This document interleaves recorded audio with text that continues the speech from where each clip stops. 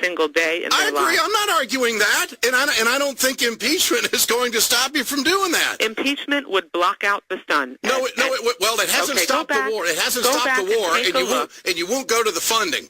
The leadership has made it clear that they won't go to the funding to cut the funding for the war, and the war is the number one issue.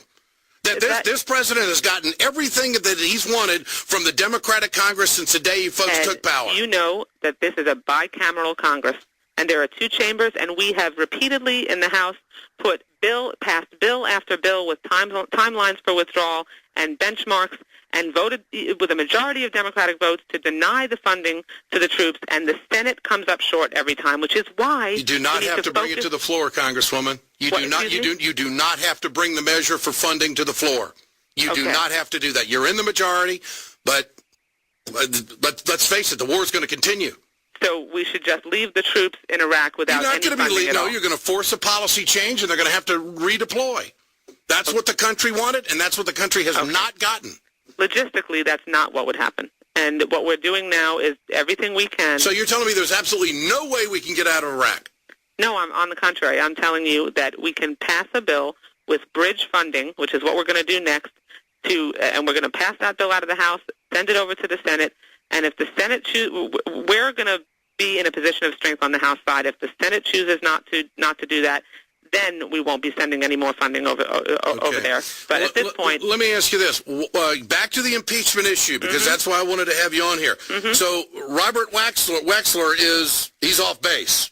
I believe Robert Wexler is off base. Yes, I don't agree with Robert Wexler. He's a good friend of mine.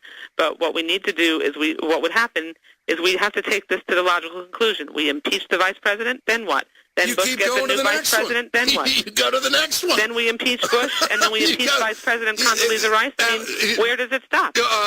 Well, I'll tell you what. When those bombs hit Iran, I guess we'll ask ourselves, where does it stop? Okay. Well, impeaching the vice president and going through that process isn't going to change whether President Bush decides to do that. Okay. Because that's who makes the decisions at the end of the day. Well, he would be second. We got to get Shooter first, and then we'll get Bush. Just keep in mind that this is that the people who support impeaching the vice president made a political calculation to pursue that as well. And I will tell you this, Congresswoman, inside the Beltway, when it comes to impeachment, the Democrats are out of touch with Americans. They want these guys out of office. They don't want to wait until next November. They want their children to have health care.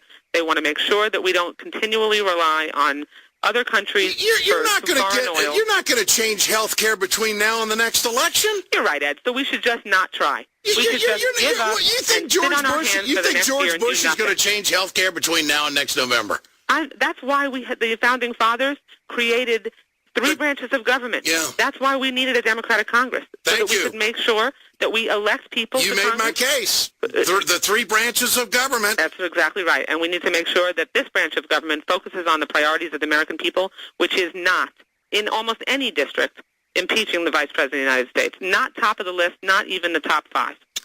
Congresswoman, I appreciate your time. And I appreciate you sticking to your guns. Always great to be here with you. We have a disagreement. Thank you. Look forward to talking to you again. You bet.